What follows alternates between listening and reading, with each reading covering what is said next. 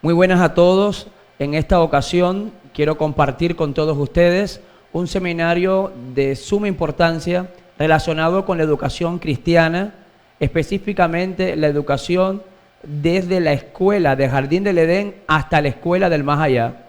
Haremos un recorrido tanto por el Antiguo y terminaremos por el Nuevo Testamento, donde abordaremos diferentes escuelas. La primera escuela que abordaremos es la escuela de Jardín del Edén. Posteriormente abordaremos la escuela del desierto, la escuela del pueblo de Israel. Y terminaremos en el Antiguo Testamento abordando el tema de la escuela de los profetas. En el Nuevo Testamento estaremos abordando la escuela de Jesús, la escuela que utilizó, o la educación o el modelo educativo que utilizó Jesús en la educación a sus discípulos, la escuela de la iglesia primitiva, y terminaremos con la escuela del más allá en la tierra nueva.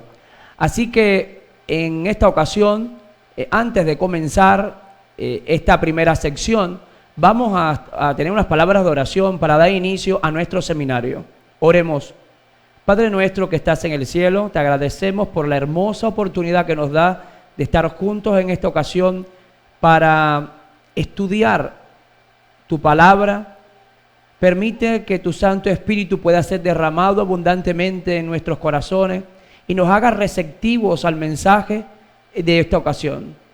Que tengamos el deseo ferviente de estudiar las Sagradas Escrituras, también el espíritu de profecía, para comprobar qué es lo que tú nos has revelado relacionado con este tema tan maravilloso, relacionado con la educación cristiana.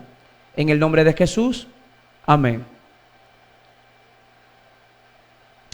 La primera escuela, el primer modelo educativo, se le denomina la escuela del Jardín del Edén. Esta escuela, este sistema educativo, fue el primer sistema educativo que fue instituido en la historia de la humanidad.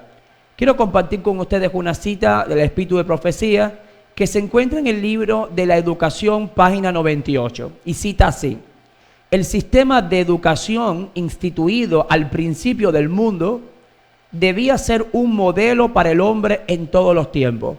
¿Qué significa? Significa que a lo largo de toda la historia de la humanidad los sistemas educativos han variado. Pero si nosotros queremos saber cuál es el modelo educativo correcto, entonces tenemos que ir a nuestros orígenes, al sistema educativo o al modelo educativo o a la escuela que se implantó por primera vez en nuestro mundo en el Jardín del Edén. Entonces estudiemos juntos las características de este modelo educativo, porque entonces nos podemos hacer la siguiente pregunta. Bueno, si el modelo educativo instituido en el Edén debe ser el modelo de todos los tiempos, de todas las épocas, la forma más eficaz de poder conocerlo es buscar en las páginas sagradas qué es lo que ha sido revelado en el Espíritu de Profecía relacionado con este modelo educativo. Así que la primera característica que podemos señalar en esta ocasión con respecto a esta escuela era que Jehová, Dios, era el maestro. Él se comunicaba directamente con sus estudiantes. Sus estudiantes eran en un principio Adán y Eva, pero en una máxima extensión, según el propósito divino, era toda la raza humana. Así que en este modelo educativo podemos ver que el maestro y el estudiante tenían un contacto directo, había una relación muy estrecha. El estudiante bebía del conocimiento puro, inmediato, directo de su maestro, que en este caso era Jehová. No existía educación a distancia. Era una educación en la que el maestro ejercía una gran influencia sobre la vida de su estudiante. Ahora, en este modelo educativo, el aula, el marco, la forma en que se organizaba la enseñanza era el Jardín del Edén. Dice las Sagradas Escrituras en el libro de Génesis, capítulo 2, versículos 8 y 9, que Dios plantó un huerto y allí puso al hombre. Así que todo el sistema educativo instaurado en el Jardín del Edén, el hombre y la mujer, es decir, la raza humana, aprendían directamente del Maestro Celestial, de Jehová, pero era un entorno, un ambiente natural era un entorno que podía el estudiante aprender directamente de todo lo creado. No había nada que pudiese, o sea, no había ningún tipo de detractor o distractor que pudiese tal vez dar otro tipo de mensaje. Cada cosa creada señalaba o apuntaba al creador. Así que los estudiantes estaban en contacto directo con la naturaleza. El libro de texto que usaba Adán y Eva para poder llegar al conocimiento pleno era el mismo Dios. Dios era la fuente primaria de conocimiento. Este conocimiento era externo, no era un conocimiento interno. Este conocimiento era un conocimiento objetivo, provenía de Dios. Era el único conocimiento que debería tener el hombre. Así que el hombre bebía directamente de la fuente máxima del conocimiento y la sabiduría que era Jehová. Sin embargo, la naturaleza también era un libro de texto, porque la naturaleza habla del poder creador y de la grandeza de nuestro Dios, de la majestad de nuestro Dios. Como parte del sistema educativo instaurado en el Jardín del Edén, existía un plan de estudio. Este plan de estudio es muy importante señalar, según Génesis 1:29, que estaba centrado en varios aspectos, y uno de ellos era el cuidado del cuerpo. Dios, como la fuente completa o absoluta del conocimiento y la sabiduría, fue quien indicó, quien orientó cuál era el régimen alimenticio adecuado de los estudiantes. Este régimen alimenticio era un régimen alimenticio basado en frutas, hortalizas, vegetales. Es decir, el hombre no mataba ningún animal, no comía nada de origen animal. Por lo tanto, la dieta original del hombre era una dieta vegetariana, vegana. Por lo tanto, era la mejor dieta para los estudiantes. Nuestro creador, el que conoce cómo funciona nuestro cuerpo, ha colocado para el funcionamiento del mismo leyes fisiológicas. Dios conoce cómo funciona nuestro cuerpo. Por lo tanto, Dios, que es nuestro creador y es el también creador de todas estas leyes biológicas, fisiológicas, químicas, Él instauró como parte de la alimentación de aquellos estudiantes de aquella primera escuela que solamente los alimentos que se iban a consumir eran de origen vegetal. Así que esto nos debe a nosotros poner en perspectiva cuál debería ser el tipo de alimentación que debe primar en nuestros colegios o también en nuestros hogares, el que se asemeje más al ideal del Edén. Otro elemento importante del plan de estudio de Adán y Eva era que tenían las expectativas divinas. Ellos conocían lo que aspiraba el maestro. Él había dicho: de todos los árboles del huerto puedes comer, pero del árbol de la ciencia del bien y el mal no comerás. Es decir, Dios esperaba de ellos como maestro, de sus estudiantes, esperaba obediencia. Así que la obediencia era un elemento muy importante en la escuela del Jardín del Edén. Otro elemento importante dentro del plan de estudio de Adán y Eva era que tenían una comprensión cabal del conflicto cósmico entre el bien y el mal. Según el Espíritu de Profecía, en el libro de Patriarcas y Profetas, capítulo 3, página 34, dice que nuestros primeros padres fueron advertidos del peligro que los amenazaba. Mensajeros celestiales, es decir, ángeles, acudieron a presentarles a ellos la historia de la caída de Satanás y sus maquinaciones para destruirlos, para lo cual les explicaron ampliamente la naturaleza del gobierno divino que el príncipe del mal estaba tratando de derrocar. Así que Adán y Eva conocían acerca de la guerra en el cielo, conocían acerca del conflicto cósmico, conocían que había un ángel que se había revelado, que en este caso había sido Lucifer, era Satanás, y que iba a maquinar, en sus maquinaciones su deseo era obtener el control, el poder, destruir la paz, el equilibrio que había en el universo que Dios había creado.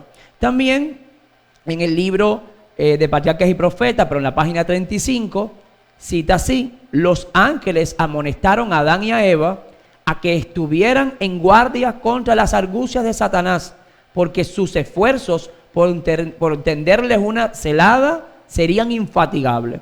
Así que se ratifica que dentro del plan de estudio de Adán y Eva tenían un conocimiento pleno del conflicto entre el bien y el mal. También dentro del plan de estudio estaba el trabajo manual. Dios le indicó a Adán que le pusiese un nombre a los animales, pero también que trabajara y labrase la tierra. Así que parte del modelo educativo del jardín del Edén es que el hombre trabajara. El trabajo es una bendición, no es una maldición. Lógico, no era el mismo trabajo del jardín del Edén después cuando entró el pecado en nuestro mundo, pero el trabajo manual forma parte del sistema educativo original. Por lo tanto, se le debe enseñar a nuestros hijos, a nuestros estudiantes, a todos aquellos que están bajo nuestra tutela, la importancia y la relevancia que tiene en la casa, al lugar donde vaya, el trabajo manual, aprender a hacer, desarrollar habilidades y capacidades. Y también otros contenidos del plan de estudio del Jardín del Edén era el mundo natural y el carácter de Dios. Cuando el hombre está en contacto con la naturaleza cuenta o habla de Dios. Por eso la Biblia dice que los cielos cuentan la gloria de Dios y el firmamento anuncia las obras de sus manos. En el libro La Educación, en la página 20, el Espíritu de Profecía dice que el nombre de Dios estaba escrito en cada hoja del bosque, en cada piedra de la montaña, en toda estrella brillante, en el mar, en el cielo, en la tierra, que los moradores del Edén trataban con la creación animada e inanimada, es decir, tanto lo vivo, lo biótico, como lo no vivo, lo abiótico. Y tenían conocimiento de las hojas, de las flores, de los árboles, tenían contacto con toda criatura viviente. Hoy si nos ponemos entonces a pensar, según la cita, Adán y Eva tenían conocimiento de la botánica, tenían conocimiento de la zoología. Dice que desde el leviatán de las aguas hasta el átomo en el rayo del sol, aprendían de ellos los secretos de la vida. Si conocían del átomo, sabían de la química.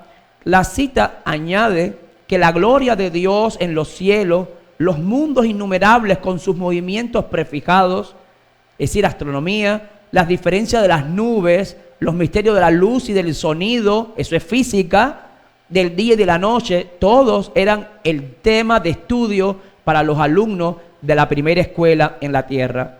Así que Dios tenía un propósito y era desarrollar en Adán y Eva una educación simétrica, completa. No era fortalecer el intelecto en un área, sino que tuviesen un conocimiento pleno de todos. Actualmente, en el sistema educativo actual en nuestro mundo, y también los padres lo hacen, se trata de potenciar aquellas capacidades o habilidades que según son innatas en el individuo en detrimento de otras. Sin embargo, la verdadera educación cristiana no es la que está centrada en maximizar algunas habilidades, sino que es en el desarrollo armonioso de todas. No se centra solamente en una materia, sino que está centrada en el desarrollo de todas, en el conocimiento global, holístico de todas. ¿Qué metodología se usaba en esa escuela en el Jardín del Edén? Bueno, había un pensamiento creativo, había que desarrollar una gran imaginación, porque Adán, según la Biblia en Génesis 2, 19 y 20, le puso el nombre a cada uno de los animales que Dios le dio. Así que era una gran tarea, había que ser muy creativo, un pensamiento muy creativo de ponerle un nombre a un animal sin que éste se repitiese. También había un trabajo colaborativo o cooperativo. Esto es un elemento de suma importancia porque vivimos en un mundo donde se trata de hacer que el ser humano desarrolle sus potencialidades. Se habla acerca de tú tienes el poder, tú tienes que conseguirlo solo. Sin embargo, en el modelo educativo de Jardín del Edén había un trabajo colaborativo. El ser humano aprendía en contacto con otro ser humano, el hombre con la mujer con el hombre. Era una escuela de trabajo grupal, no era de trabajo independiente. Dios sabía que mediante la comunicación y la interacción entre los estudiantes iban a recibir una correcta influencia uno sobre otro. Así que esto es un elemento importante tanto en las familias como en la iglesia. A la familia que están escuchando o así a todos aquellos docentes que también nos escuchan, debemos recordar que los trabajos deben hacerse en forma conjunta, de forma grupal, porque el ser humano aprende primeramente mediante las relaciones interpersonales y luego de forma individual. También parte de la metodología que se usaba en el Jardín del Edén era la comunicación directa, es decir, había una comunicación directa, fluida entre el docente y el estudiante. Así que Dios, no había nada que fuera un obstáculo en la comunicación entre Dios y Adán y Eva. Aprendían directamente de Dios, se comunicaban directamente con Él, podían estar en su presencia sin ningún tipo de problema. Cosa que el pecado trajo como consecuencia que no fuese así. Ahora, ¿qué propósito Dios tenía con esta escuela? El propósito está revelado en el libro de Génesis y es muy maravilloso. Porque según las Sagradas Escrituras, en el libro de Génesis capítulo 1, versículos 26 y 27, el propósito de Dios al crear al hombre y ponerlo en la primera escuela que existió, era crear una raza de seres que tuviesen su propia imagen y semejanza. Pero Dios le dio a la raza humana, le confirió una cualidad. Y la cualidad es la reproducción. Por lo tanto, cuando Dios le dijo al hombre en Génesis 1:28 que se reprodujera y que llenara la tierra, y unimos el texto de Génesis 1:26 y 27, podemos entender que el propósito de Dios era que el hombre y la mujer, creados a imagen y semejanza suya y con la capacidad de la reproducción, llenaran la tierra con una raza de seres, con una creación especial de seres, los seres humanos, que todos iban a reflejar el carácter de Dios. Así que la tierra se iba a convertir en un mundo, dentro de todo el universo creado, dentro de todos los mundos que no han caído, en este mundo, el propósito de Dios era llenar la tierra con hombres y mujeres que todos reflejaran el carácter de Dios, porque todos estaban hechos a imagen y semejanza suya. Esto es muy importante porque vemos que a lo largo de todas las Sagradas Escrituras, Dios siempre ha querido cumplir ese propósito en sus hijos, de que sus hijos lleven su imagen y su semejanza. La restauración de la imagen y la semejanza en el hombre por Dios es la base fundamental o un elemento de suma relevancia en el plan de la redención. Ahora también conocemos que en todo sistema educativo hay que evaluar. Dios evaluó a nuestros primeros padres. Según la Biblia, en el libro de Génesis capítulo 2, versículos 16 y 17, Dios le dio una orientación, era parte del sistema evaluativo de Jardín del Edén, y esta evaluación consistía en ejercer correctamente la facultad de decidir. Sin embargo, esta toma de decisiones, la facultad de decidir, estaba centrada en un árbol. Podían comer de todos los árboles del huerto, incluyendo el árbol de la vida, que crecía en el medio del huerto también, pero había un árbol que no podían comer. Dios le prohibió el consumo de este árbol, y era el árbol de la ciencia del bien y del mal.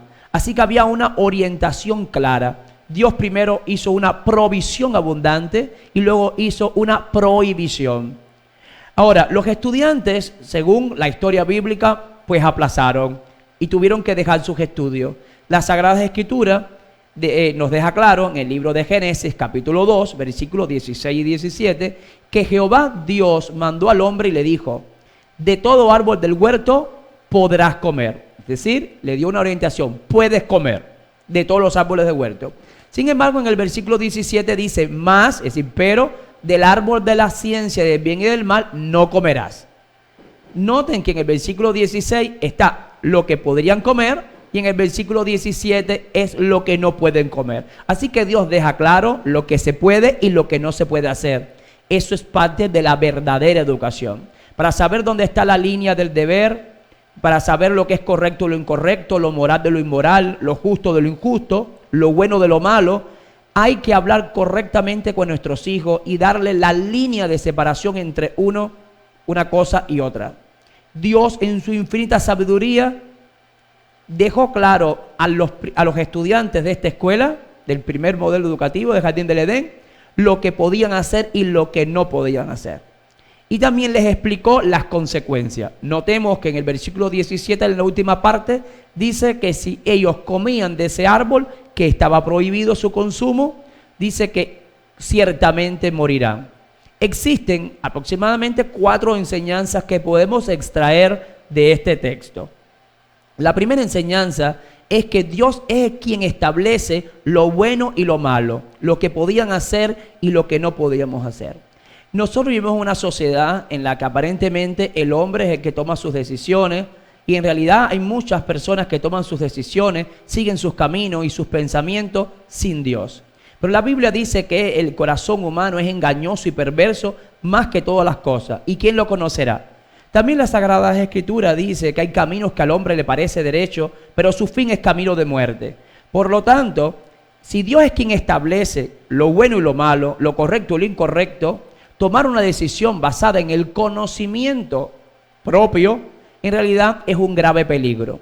La segunda enseñanza que podemos extraer del texto anteriormente citado es que Dios es quien explica la relación causa-efecto. Es decir, Dios no solamente dijo no coman de este árbol porque yo he decidido que no lo coman y no tengo que darle ninguna explicación porque soy su creador. No, Dios le dijo que si comían de ese árbol, el árbol de la ciencia del bien y del mal, morirían. Esta relación de causa y efecto es muy importante en el sistema educativo actual. Nuestros jóvenes, nuestros niños, a veces no saben entender, no comprenden, no tienen la capacidad para comprender todo, porque no tienen tal vez la edad para comprender la relación que existe entre un acto incorrecto y las consecuencias derivadas. Por lo tanto, en la verdadera educación, a todos los padres que me están escuchando, un elemento importante en la verdadera educación es explicarle a nuestros hijos, a aquellas personas que están bajo nuestra tutela, que por cada pecado cometido hay consecuencias.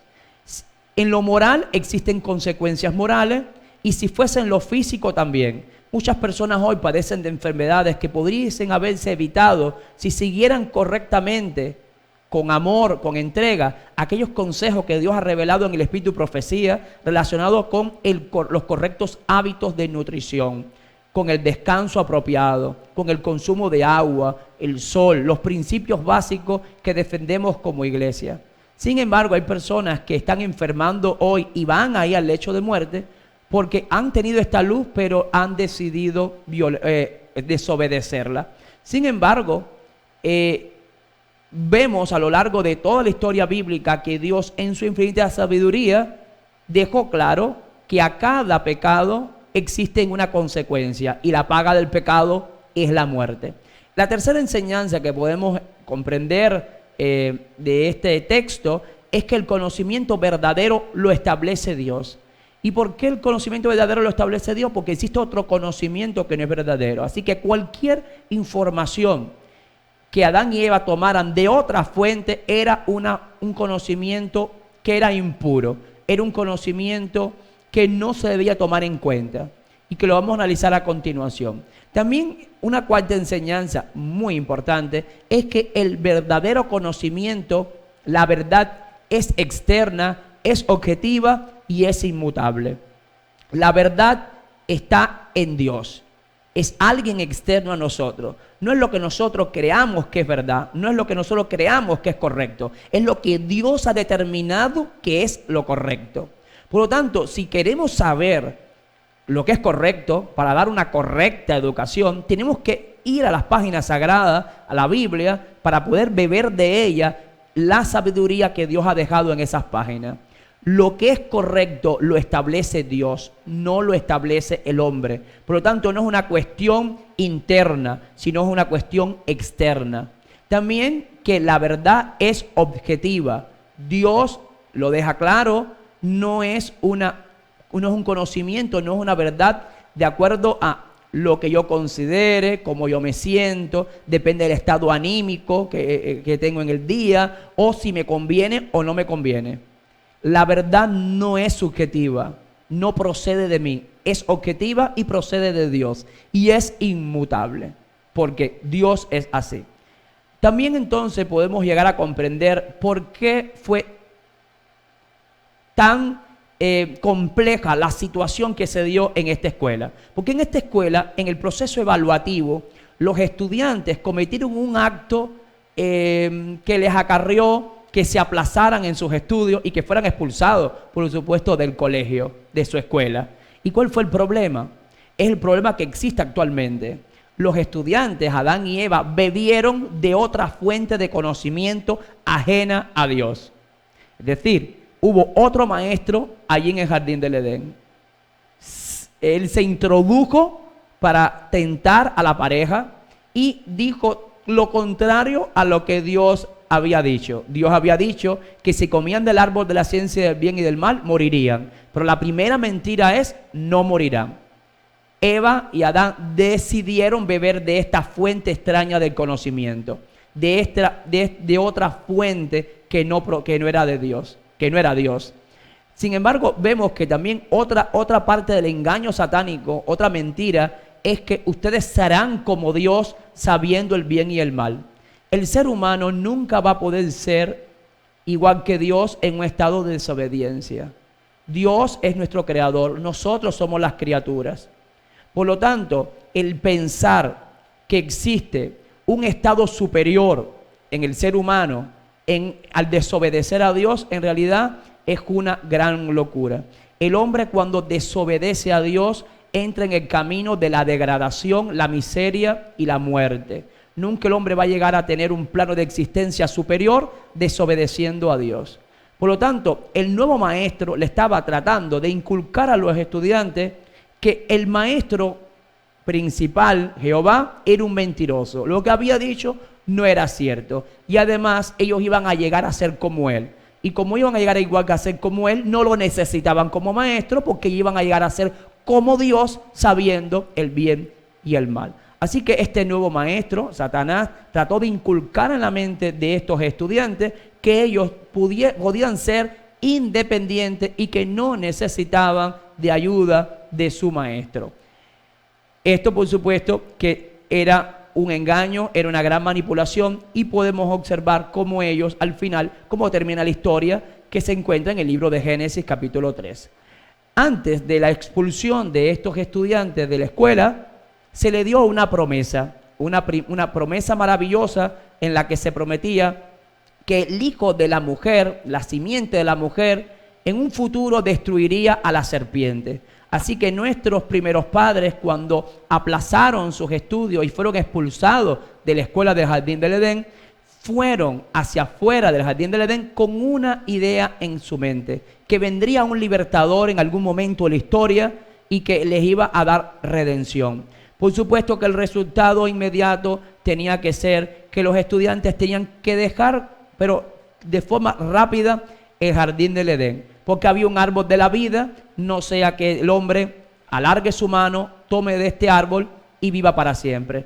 Por lo tanto, parte del plan original era reducir los años de vida del ser humano, ya que no iba a estar en contacto directo con el árbol de la vida. Si nos damos cuenta, estas son las características del modelo educativo del Jardín del Edén. Sin embargo, en el Antiguo Testamento aparece otro modelo educativo. Un modelo educativo que fue instaurado en la nación de Israel y se le denomina la escuela del desierto. En la escuela del desierto, el maestro principal era Jehová y Moisés. Sin embargo, también tenían otros maestros ayudantes como Aarón, María y otros hombres que, inspirados todos por el Espíritu Santo, también cooperaron en la construcción del santuario, así que eran maestros como Bezaleel y Aholiab. Los estudiantes era todo el pueblo de Israel que había salido de Egipto después de aquella gran noche de liberación, que era el pueblo de Israel, y también algunos egipcios conocidos como la multitud mixta. ¿En dónde se desarrolló esta escuela? Bueno, la escuela del desierto pues se desarrolló durante 40 años en diferentes escenarios, en todo ese desierto, en diferentes localidades, países o sitios. La mayor parte del tiempo, por supuesto, en desierto, pero el pueblo de Israel, a lo largo de toda su travesía, tuvo siempre también acceso a grandes libros de texto donde a lo largo de esos años de peregrinación podían beber de la fuente del conocimiento. En los libros de texto que utilizó el pueblo de Israel fue los milagros diarios que Dios hacía y también el santuario. El santuario del pueblo, en el pueblo de Israel, que era el centro del acto de adoración y la liturgia de la nación, era el centro del sistema educativo. Por eso estaba enclavado en su propio centro, como lo vamos a ver a continuación. Un elemento importante que quiero destacar en esta ocasión es que cada milagro que Dios hacía diariamente, cuando caía el maná en el campamento, que solamente el pueblo debía recogerlo, cuando el pueblo de Israel veía que existía una columna de fuego y había una nube que hacía que ellos pudiesen estar en el desierto sin ese contacto directo con el sol, y por la noche pues recibían calor y luz porque había una columna de fuego que los alumbraba. Diariamente podían beber de una fuente de conocimiento, de ese libro de texto que es Dios, podían aprender el carácter de Jehová, que era un Dios proveedor, sustentador, que está interesado en el bienestar de sus hijos, que los cuida, que es el amparo y nuestra fortaleza, y que siempre está pendiente de nuestras necesidades. Eso era un continuo mensaje diario de que tenían un gran Dios que se había comprometido, había dado su palabra de honor en cuidarlos hasta que entraran a la tierra prometida. Sin embargo, el santuario, que era el eje principal del sistema de adoración de Israel, estaba en el centro. Alrededor estaban todas las divisiones de la tribu de Leví, que ellos eran los que cuidaban y oficiaban en el santuario, y alrededor estaban las tribus de Israel. El centro de la vida, el centro del acto educativo, el centro de esta escuela en el desierto era Dios.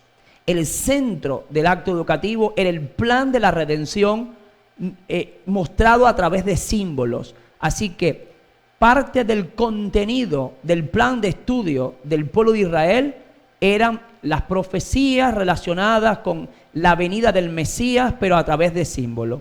También podemos observar que cada uno de los objetos que estaban en el santuario, cada uno de los muebles y las fiestas que se realizaban en ese recinto, todas tenían un significado. Y ese significado también era parte del plan de estudio, y el propósito de Dios es que conocieran el plan de la redención a través de todas esas actividades que se oficiaban dentro del santuario. También existían otros elementos relacionados también con el tabernáculo, y era cómo se instauraba, cómo se estructuraba la nación y también cómo se organizaban para salir y migrar a otro sitio. Podemos entonces entender, a partir de la gráfica, que todas las tribus del pueblo de Dios, de Israel, tenían banderas.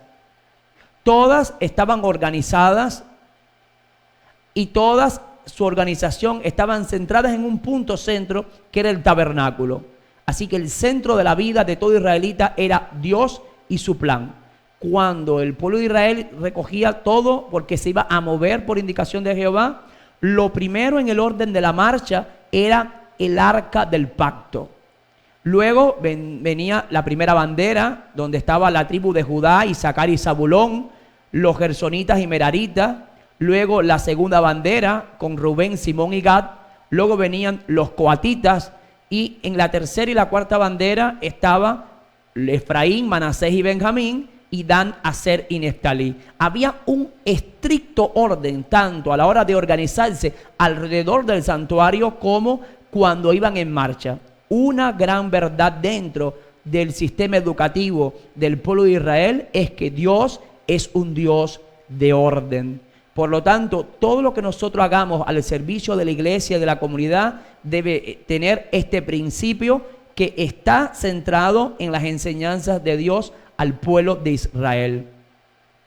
En el plan entonces de estudio de Israel estaba el santuario y principios básicos de adoración relacionados con las fiestas que tenían a lo largo del año que estaban relacionadas con la agricultura. Había una forma muy eficaz de poner en la mente de los niños las verdades relacionadas con el plan de la redención. Y era a través del trabajo manual, de la agricultura, de los animales, de la siembra de las plantas, inculcar en la mente de esos niños una gran verdad. Y era la verdad del Mesías, del Cordero que habría de venir. Así que a través de todos los ritos y todo ese sistema de adoración, la mente de todos los israelitas iba dirigida a Jehová en cada una de las fiestas. También la salud y la higiene. Parte del plan educativo de Dios al pueblo de Israel era que habían estrictas leyes de higiene, de salud, que si ellos querían tener una buena salud, debían ser obedientes a Dios. Por lo tanto, aquí encontramos el mismo principio, que si obedeces, vivirás feliz. Otro elemento importante dentro del plan de estudio del sistema educativo de la escuela del desierto eran las enseñanzas específicas sobre la alimentación. Exactamente el mismo principio en la escuela de Jardín del Edén.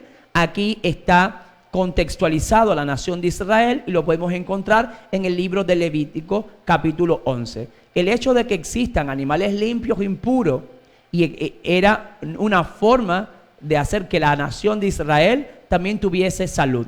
El hecho de prohibirse el consumo de las grosuras y de la sangre de los animales evitaba que tuviesen muchas enfermedades como tal vez triglicéridos y colesterol elevado.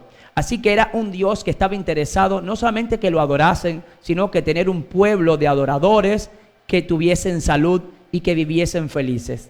Dentro del plan de estudio también del pueblo de Israel estaba la ley de Dios, que fue dada públicamente de forma directa Jehová a Israel cuando estaba reposando en la ladera del Sinaí, y dentro de la ley, por supuesto, que el sábado, que lo podemos ver sus inicios en Éxodo capítulo 16 con el relato relacionado con el maná. También tenían leyes, habían principios relacionados con el diezmo, interesante, y también existían leyes muy claras con respecto a la sexualidad. Hoy vivimos en un mundo en el que existen muchas filosofías diversas relacionadas con este tema. Sin embargo, la Biblia es, para un cristiano, es la única fuente de autoridad en este tipo de materias relacionadas con la sexualidad humana. Por lo tanto, Dios quería educar a toda la nación de Israel en todas las áreas, en la educación de forma general, también en la adoración, en el sistema de sacrificio, en la sexualidad, en el diezmo, en la ley, en las leyes, por ejemplo, de una persona, si tenía lepra, si una mujer menstruaba. Dios estaba interesado en todo el bienestar de su pueblo. Ahora, ¿qué metodología usó Dios para poder implementar este sistema educativo? Bueno, parte de la metodología que Dios usó es la comunicación directa. Lo podemos ver en el Sinaí, cuando Dios comunicó claramente cuál era su punto de vista y qué es lo que él esperaba de la nación de Israel. Le comunicó que existían principios morales, éticos, que quería que la nación los cumpliese. En varias ocasiones también Jehová aparecía desde el santuario mostrando cuál era la posición que él asumía, porque era una teocracia. También el método explicativo ilustrativo, porque a través de símbolos y ritos y objetos del santuario, pues se inculcaba en la mente de cualquier persona, desde un niño hasta un anciano, las verdades concernientes al evangelio y al Cordero que habría de venir. También aprender a hacer, porque Dios otorgó a muchas personas en el pueblo de Israel los dones para poder construir los muebles del santuario y tejer esas cortinas. Así que era una escuela donde se trabajaba con las manos, había trabajo manual, había destreza manual. Eran personas que tenían grandes capacidades y habilidades y las pusieron al servicio de Jehová. Y también había una parte de la metodología que se usaba, era aprender el conocimiento, pero estando en contacto directo en un servicio de adoración. Existían diferentes fiestas a lo largo de todo el año, pero que todas podían participar todos, pero todas tenían un significado. Así que el mismo acto de adoración a Dios en cada una de estas festividades era también una metodología que se usaba para enseñar un contenido. Ahora, en el libro de Deuteronomio, capítulo 6, versículo del 4 al 9, encontramos también la metodología que se usaba de enseñanza en el antiguo Israel. Dice la Biblia así: oye Israel, Jehová nuestro Dios, Jehová uno es. Y cita: amarás a Jehová tu Dios de todo tu corazón, con toda tu alma y con todas tus fuerzas. Así que el objetivo máximo, la meta máxima a alcanzar en el sistema educativo de la escuela del desierto era que toda esa generación llegara a amar a Dios. A todos los padres, a todos aquellos docentes que también nos están escuchando y seguro que nos van a escuchar, pues quiero que entiendan que el acto supremo de la educación, lo más sagrado de la educación, es que el hombre llegue a tener una relación tan estrecha con Dios que lo llegue a amar con todo su corazón, con toda su fuerza, con toda su energía. Ese es el objetivo de la educación actual, pero también es el objetivo de la educación del antiguo Israel. Aquí tenemos un elemento, el objetivo. Sin embargo, noten lo que dice la Biblia. Y estas palabras, ¿qué palabras? Las que anteriormente fueron citadas, es decir, estas palabras significan este contenido, estas palabras que yo te mando hoy estarán sobre tu corazón. Así que tenemos, el objetivo es amar a Dios por encima de todas las cosas. El contenido es todas las palabras que Dios ha comunicado a sus hijos. Pero noten lo que dice el versículo 7. Y las repetirás a tus hijos y hablarás de ellas estando en tu casa, estando en el camino, cuando te acuestes y cuando te levantes. La forma de organizar la enseñanza era variada. Lo mismo podía ser la educación dentro de la casa o andando en el camino, en el campo, a la hora de levantarte o a la hora de acostarte. No había un lugar impropio para educar a la nueva generación en el amor a Dios. Si notan, hay elementos muy importantes en este versículo, y es que es el mismo objetivo y el mismo contenido. Lo que los estudiantes del desierto, del pueblo de Israel, aprendían bajo contextos diferentes. Otro elemento importante dentro de este texto es que el método eficaz de la verdadera educación y del modelo educativo de la escuela del desierto era la repetición y la memorización.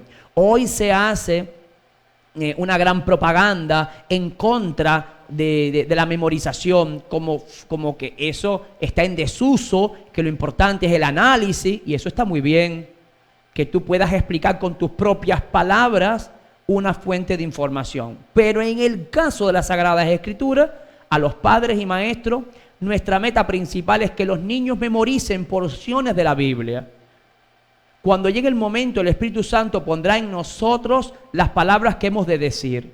Pero es muy claro que en la Biblia un método educativo eficaz que Dios implementó es la repetición constante de todas estas mismas palabras. Es el mismo contenido, es el mismo objetivo, cambia la forma de enseñanza, pero el método es la repetición, la memorización. Así que les exhorto a todos los que van a ver este programa que tomen tiempo para la educación de sus hijos, para que conozcan de las Escrituras, para que memoricen los textos bíblicos y para que el centro de nuestras familias sea Dios y su palabra. Ahora, añade el texto: y las atarás. Van a formar parte de tu vida de una forma tan íntima que están atadas a ti y van a ser una señal en tu mano, va a ser como un frontal en tus ojos. La vas a escribir en los postes de tu casa y la vas a escribir también en tus puertas. Es decir, en cualquier lugar donde uno pusiese su mirada, ibas a encontrar Dios. Es decir, el mensaje era cristocéntrico, pero los recursos o medios también eran variados. Por lo tanto, Deuteronomio capítulo 6 y versículo del 4 al 9 nos deja claro lo siguiente: que la enseñanza era planificada. Estas palabras que te mando hoy, tú las vas a repetir estando en el campo, estando al acostarte, al levantar. Es decir, es algo planificado, no es algo espontáneo. Pretender que los niños de forma espontánea van a amar a Dios, van a obedecer su ley, no es así. hay que planificar la educación desde la casa, buscar momentos oportunos para educar a los niños en el temor de Dios, en el culto matutino, en el vespertino, al participar de las actividades de la iglesia, Club Conquistadores, Aventurero, Guía Mayor, planificar todo, que haya un espacio en el que el estudiante, los hijos, hijas, adolescentes, puedan estar en contacto directo con Dios. Esa es una primera verdad que se encuentra en el libro de Deuteronomio, capítulo 6, versículo del 4 al 9. Hay que planificar momentos, no dejarlo todo a la espontaneidad. La segunda enseñanza es que es el mismo contenido, pero son diferentes formas de organizar la enseñanza. El contenido es el mismo, el objetivo es el mismo, amar a Dios. El objetivo máximo es que nuestras iglesias tengan niños, niñas, adolescentes, hombres, mujeres, que amen sinceramente con todo el corazón a Dios. Pero hay que buscar nuevas formas de enseñar esto. Es decir, que no sea una teoría seca, sino que esté contextualizada. Así que los padres que son educadores y los propios educadores en su oficio diario en el sistema educativo adventista deben tener como eje y principal que es el mismo contenido, pero diferentes formas de organizar la enseñanza. Otro tipo de principio de enseñanza que se deriva de este texto es que hay que emplear diversos recursos. Debemos agotar todos los recursos que podamos. Jesús esto nos los enseñó. Utilizaba cualquier recurso de la naturaleza variado para dar un mismo mensaje.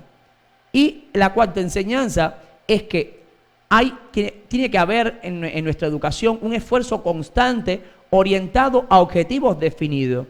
Porque si tú repites una palabra y la hablas continuamente, queda grabada en la mente de aquel que la escucha. Como es un mensaje repetitivo, llegado un momento va a formar parte indisoluble del individuo. Así que repetir un mensaje es eficaz en el método educativo que Dios instituyó para los seres humanos. Por esa razón, el pueblo de Israel tenía una serie de festividades a lo largo del año donde de forma constante y repetitiva se mostraban verdades del Evangelio. Los niños participaban en la Pascua al tomar tal vez la sangre, o tal vez tomar la sangre y ponerle en los postes de su casa, al participar del rito y apartar el cordero días antes, y luego en la muerte del cordero entre las 2 tardes, el seleccionar que fuera macho, sin defecto, no viejo, ni muy joven, sino en un estado maduro el animal. Los niños estaban implicados directamente en esta actividad, así que entendían que en un futuro el Mesías, el que habría de venir, iba a morir como un cordero, que iba a ser perfecto, sin mancha. Los niños también aprendían que no solamente su salvación estaba centrada en aquel cordero que moría, sino que en aquel cordero era perfecto desde antes que muriera. Es decir, el cordero era perfecto en el momento en que se seleccionaba. Y esto apunta a la vida perfecta de Jesús y a su muerte también.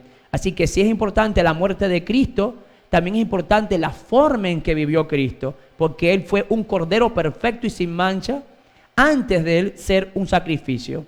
Ahora, también existían otras festividades.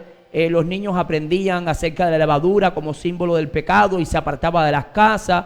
También existía la festividad de la cabilla mecida, de las fiestas de la semana. También estaba la fiesta de las trompetas que avecinaban que llegaba el juicio. También estaba el día del Yom Kippur, el día de la expiación, era el juicio de Israel. Y también en la fiesta de las cabañas como un preanuncio en forma de símbolos cuando el pueblo de Dios estará gozando en la tierra nueva. Todas las festividades de Israel estaban relacionadas con la agricultura y todas estaban centradas en el plan de redención. Así que de forma constante, repetitiva, planificada, orientada a objetivos definidos, en la mente de todo israelita, no importa la edad que tuviese, estaba Dios como eje principal y el plan de la redención. Ahora, ¿qué propósito Dios tenía con este modelo educativo del desierto? El propósito era que el pueblo de Israel comprendiera a través de símbolos, pero lo comprendiera, el plan de la redención. Aquella simiente de la mujer que habría de venir y destruir a la serpiente, pues ahora el plan de la redención estaba amplificado. Había un cordero, Cristo como cordero. Había un agua como Cristo, el agua de vida. Y así sucesivamente podían comprender que la paga del pecado es muerte, sin derramamiento de sangre no hay perdón de pecado, que existe un juicio, que existía una ley sagrada que hay que respetar, dentro de la ley el sagrado sábado. Así que los estudiantes de la escuela del desierto tenían un sistema doctrinal que se basaba en el santuario, pero no era más que el plan de redención. Era la forma en que Dios quería poner en la mente de cada niño, niña, joven, adulto, su imagen. También el modelo educativo instituido en el desierto tenía como propósito, como fin, como objetivo, que ellos aprendieran a confiar en Dios. Hay que entender que la nación de Israel era una nación de gente que habían sido esclavos, con mentalidad de esclavo. Y ellos salieron de Egipto y a lo largo de toda esa travesía, Dios montó una escuela en la que le enseñó a cómo comer y qué no comer. Aunque en una ocasión quisieron comer codorniz y hubo codornices, pero en realidad eso no era el régimen alimenticio que Dios quería instituirle. Dios quería darle algo mejor. Así que Dios los educó en el comer, los educó en las relaciones interpersonales, los educó relacionados con el sistema de adoración, la liturgia, de cómo llegarse a Él. Es decir, que Dios fue el educador de la nación de Israel a lo largo de todos esos años de travesía. Por lo tanto, esto era un elemento importante en el sistema educativo de Israel, pero con el maná diario, con aquellas luchas en las que Jehová las libraba por su pueblo, en el cuidado de esa nube que tapaba el campamento y le daba sombra, en aquella columna de fuego que le daba calor, en todos esos detalles diarios, el pueblo de Israel podía comprender que tenían un Dios en el cual podían confiar. Así que parte del propósito del sistema educativo de la escuela del desierto era que la nación aprendiera a confiar en Dios. Y también crear una nación de reyes y sacerdotes, de gente santa, que pudiesen llenar la tierra con el conocimiento de Jehová. Como parte, por supuesto, de todo sistema educativo, que hay un propósito, hay que evaluar. Desgraciadamente, la historia bíblica nos señala que por la murmuración y la desobediencia, la mayoría de todas estas personas que salieron de Egipto nunca entraron a la tierra prometida. Y esto es un elemento importante. Salir del mundo no significa que por defecto todos vamos a entrar a la tierra prometida. A lo largo de ese desierto hay un sistema educativo que nos va refinando y nos va haciendo culto. Contextualizado en el día de hoy, nosotros como pueblo de Dios hemos salido del mundo y estamos en vísperas de la venida de Jesús. En estos años que vivimos en esta tierra viene siendo nuestro desierto. Y en estos años Dios quiere, de desierto en este mundo, Dios quiere educarnos relacionado a cómo adorarlo, cómo comer, cómo vestir, cómo desarrollar una vida de servicio. Es decir, todos los años que pasan de nuestra existencia en esta tierra, tenemos que entender que es el mismo Dios que nos está educando. Nos sacó de Egipto, nos lleva a la tierra nueva, pero necesitamos ser educados. Porque muchas personas al vivir en el mundo tienen mentalidad de esclavos. Y Dios necesita poner y grabar su nombre, su imagen en cada uno de sus hijos. Así que el verdadero aprendizaje consiste en desaprender las cosas antiguas y aprender cosas nuevas. Por lo tanto, la mayoría de todas estas personas fracasaron, se aplazaron, por decirlo de alguna forma, y solamente dos pudieron entrar a la tierra prometida, Josué y Caleb. La mayor parte de toda esa nación, pues, murió en el desierto. Concluyendo en esta primera parte de este seminario, abordaremos la escuela de los profetas. A medida que el pueblo de Israel se extendió a lo largo de toda Canaán, estuvieron en contacto directo con naciones paganas. Empezó la época después de Moisés, Josué, y luego comenzó la época de los jueces. Uno de los jueces más importantes de la nación de Israel, el último juez, fue Samuel, que también fue profeta. En los tiempos de Samuel se instituyó una escuela que se le llamó la escuela de los profetas.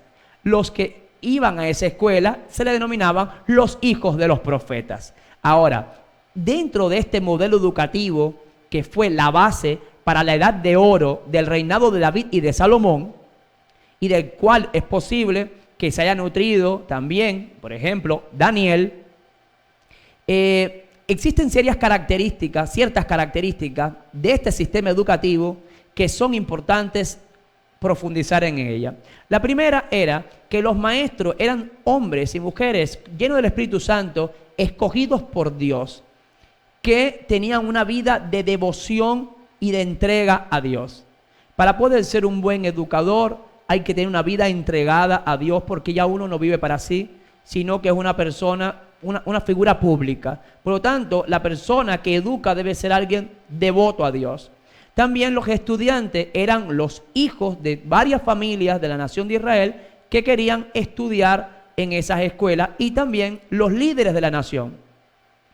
El marco de estudio, la forma en que organizaron la enseñanza fue en escuelas instituidas en diferentes puntos de la geografía del Israel antiguo. Habían diferentes escuelas específicas donde había una instrucción formal, una escuela instituida, un centro educativo instituido. Estas escuelas eran los núcleos, los centros de la educación de Israel en esa época. Entre ellas se encontraba Rama, Kiriat Jeraim, Gilgal, Betel y también Jericó. En este mapa tal vez podemos observar en esos puntos donde estaban localizadas las diferentes escuelas. El libro de texto que se usaba en estas escuelas eran los escritos del Antiguo Testamento y la propia naturaleza. En el plan de estudio de estos jóvenes, de estos niños, incluía la música, que debería estar en nuestros centros educativos para poder adorar a Dios, la propia poesía. Deberíamos desarrollar en nuestros estudiantes, en nuestros hijos, también el poder declamar o escribir poemas a Dios.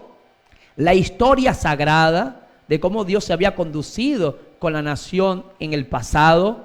Es decir, la historia del pasado es importante poder recordarla, porque nos muestra de un Dios que en el pasado ha estado con nosotros y que ha prometido estar en el presente y hasta el fin del mundo.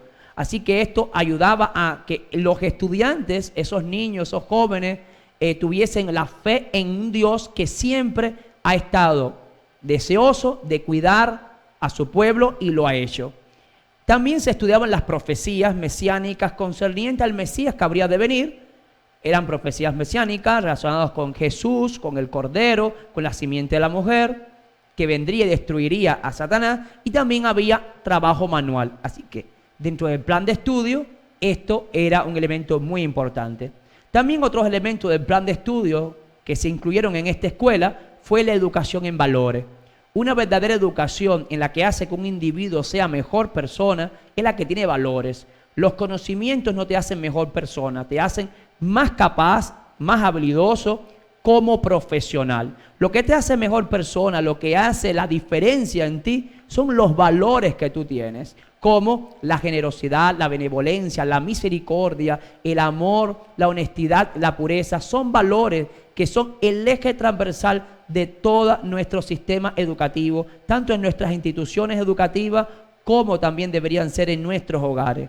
Esos principios nunca deben dejarse pasar por alto y cada escenario debe ser propicio para esto. También habían principios de higiene, de la dieta y también del sábado, y las prácticas, las relaciones interpersonales y las relaciones sociales y el desarrollo de destrezas manuales. De hecho, en el libro de la educación, en la página 45, el Espíritu de Profecía dice que en estas escuelas los principales temas de estudio eran la ley de Dios, así que el estudiante estaba en contacto con la ley de Dios. Dice también con las instrucciones dadas a Moisés, es decir, que la Torá también tenían conocimiento del Pentateuco, la historia de la nación de Israel, la música sagrada, es decir, que tiene que haber música en nuestras instituciones, tiene que haber música que alaba a Dios en nuestras casas, y también la poesía. Dice que los relatos de la historia sagrada se rastreaban las pisadas de Jehová. Lógico, Jehová siempre ha estado con su pueblo, todas las historias del pasado, Dios va a estar en ellas. Dice que se hacían notar las grandes verdades presentadas por medio de símbolos en el servicio del santuario, así que todo el sistema educativo también de esa época estaba centrado en los cultos, los ritos, las fiestas dentro del santuario. El Cordero de Dios que había de venir y quitar el pecado del mundo era el centro de ese sistema educativo. ¿Qué metodología se usaba en esta escuela, en la escuela de los profetas? Pues se utilizaba una metodología particular. Primero, la lectura de la Biblia. En nuestros colegios y en nuestras casas debe haber un momento sagrado para el estudio de las Sagradas Escrituras. Tiene que haberlo. Dios y su palabra deben ser el centro de nuestra familia. También memorizar las Sagradas Escrituras también debe ser un correcto ejercicio en todos los niños y adolescentes. La música que debe estar en nuestras casas, en nuestros hogares, debe ser la que alabe a Dios, que sean puras, que sean nobles y que el propósito no sea sentirme bien, sino alabar y engrandecer el nombre de Dios. La educación está centrada en Dios, no está centrada en el hombre. También la comunicación directa, la metodología que se utilizaba era comunicación directa del profeta o el maestro con su estudiante y el trabajo en el campo. Es decir, los colegios eran autosostenibles, autosustentables. Y esto es un elemento importante, porque vivimos en una sociedad en la que a veces se limita que el estudiante, el hijo que esté en casa, que no haga ninguna actividad, que su propósito máximo es estudiar, como que la meta máxima de la educación es llenar un cerebro de conocimiento. Pues no, en el modelo educativo que Dios instituyó en la escuela de los profetas, pero que también en la escuela del desierto, pero también en la escuela del Jardín del Edén, el trabajo manual era importante. Y por eso en el libro de educación, en la página 44, dice que los alumnos de esta escuela, ellos se sostenían, pagaban sus estudios cultivando la tierra, es decir, el trabajo manual. Y muchos de los maestros se mantenían también de la misma forma. Así que cuando uno le niega a un individuo, a un niño, una niña, a un adolescente, porque piensa que lo estás protegiendo, le niega el trabajo manual y no tiene ningún tipo de responsabilidad, en realidad estamos haciendo que nuestros hijos, nuestros adolescentes, sean personas que sean inútiles, que no aporten ningún beneficio a la sociedad.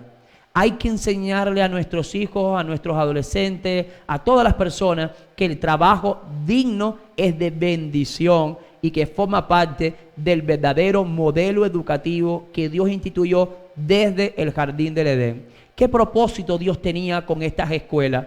Bueno, el propósito que Dios tenía era variado. El primero era provocar dentro de la nación de Israel que hubiese una reforma y un reavivamiento. Y de hecho la iglesia actual necesita una reforma y un reavivamiento que vuelvan a ser la piedad y el respeto y el amor hacia lo sagrado, hacia la ley, la correcta observancia del sábado, nuestros pilares fundamentales, nuestro sistema doctrinal, que todo el mundo lo conozca para que seamos una iglesia que esté firme. También brindar una orientación en lo moral, específicamente al gobierno civil de la época. Pero un elemento muy importante, de suma importancia, y pienso es muy relevante lo que voy a decir a continuación, y es que este sistema educativo tenía como fin, como propósito, servir de guías, de mentores a la nueva generación que estaba naciendo, relacionados con los principios puros de la verdad de Dios. Hay una cita que quiero compartir en el libro de educación, en la página 44, que dice así: estas escuelas, hablando de la escuela de los profetas, tenían como objetivo servir como barrera contra la corrupción que se propagaba por todas partes, atender el bienestar mental y espiritual de la juventud y estimular la prosperidad de la nación, proveyéndola de hombres preparados para actuar en el temor de Dios como directores y consejeros. Nuestra iglesia, como cualquier iglesia, puede ser que carezca de hombres y mujeres con un correcto conocimiento de lo que Dios ha dejado en su palabra. Hay muchos jóvenes, niños y hombres adultos, familias que están entrando al evangelio, que necesitan de una correcta consejería en toda área. Se necesitan directores, personas con vasto conocimiento en la palabra de Dios, que cuando vayan a dar un consejo, que el consejo provenga no de su sabiduría, sino de la sabiduría de la palabra de Dios. Nuestra iglesia se va expandiendo cada vez más. Entran personas que no tienen todavía la filosofía adventista, que carecen de un gran vasto conocimiento relacionado con nuestro sistema doctrinal, nuestros pilares de nuestra fe. Por lo tanto, hacer que nuestras familias sean las familias, el hogar sea una escuela, hacer que nuestros hijos puedan asistir a una institución educativa donde se enseña el temor de Jehová, es una salvaguardia, es una protección, es una barrera donde se conserva la fe y se evita que nuestra generación que va naciendo se vaya corrompiendo. Los colegios adventistas, el sistema educativo adventista es para los adventistas. Es el sitio donde se preserva nuestra fe.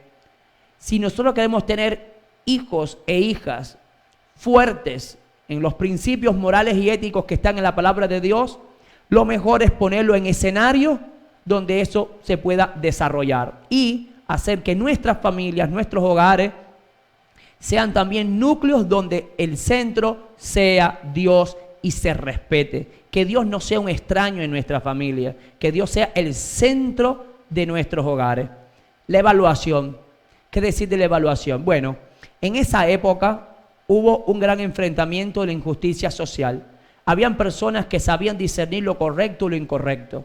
Y habían personas que se ponían de parte de la verdad, porque sabían cuál era la verdad. En esa época hubo reavivamiento y reforma. Y de hecho, por eso se le denomina la Edad de Oro, porque debido a esas escuelas que florecieron, muchos estudiantes acudieron y los principios puros de la verdad de Dios estaban en la mente de ellos y podían reproducirla a donde ellos fuesen. Ahora, también hubo rechazo de los mensajes divinos y, por supuesto, que es válido aclarar que con el pecado de David, el pecado de Salomón, esa influencia negativa se dejó ver en la nación. Aunque ellos fueron hombres que se arrepintieron, Dios los perdonó, pero la influencia negativa de su proceder, tanto de uno como del otro, se dejó ver en la nación. El ejemplo es importante, se enseña por precepto y por ejemplo. Sin embargo, el hecho de que haya podido continuar el conocimiento, el temor de Jehová, fue gracias a estas escuelas de los profetas. De esta forma, hemos podido abarcar una primera parte en el Antiguo Testamento de cómo Dios instituyó un modelo educativo en el cual Él era el centro, Él era el maestro. Luego hubo personas que en la escuela del desierto hubo personas que le ayudaron.